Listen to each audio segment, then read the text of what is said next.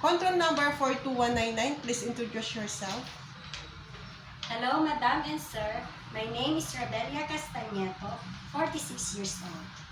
I have one son, 15 years old. I have one brother and 3 sisters. I am the second child of the family. What is your educational attainment? I am a college level at St. Mary's University, Bayambong, Nueva Vizcaya. Why do you want to go to Hong Kong? I want to go to Hong Kong to earn a living and give my son a nice life. Have you been to any country before as an OFW? Yes, Madam. I have been in Singapore for 2 years taking care of baby 6 months old. I do the cleaning, washing, ironing, cooking.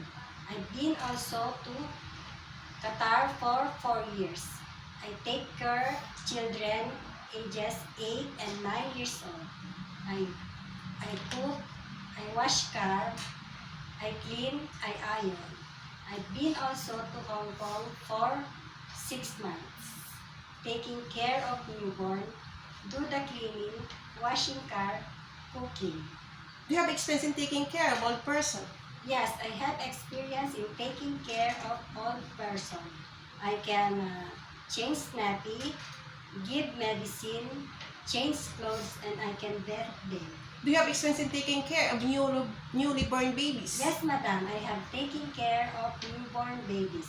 I can bathe, change nappy, feed, wash bottles, and change clothes. Aside from daily household work, what are the special skills you can do inside the house? I can bake, I can sew, I can tutor the children, Madam.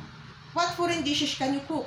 I can cook a Chinese food like steamed fish, fried rice, vegetable. Describe yourself as a housemaid. I am honest, hardworking, diligent, responsible. During misunderstanding with the employer, what do you do? I will apologize and say sorry. Describe your relationship with your past and present employer. They treat me like their family. Message your future employer in Hong Kong. Madam and Sir, if you will hire me, I will do my responsibilities as your good helper. I will finish my contract. Thank you.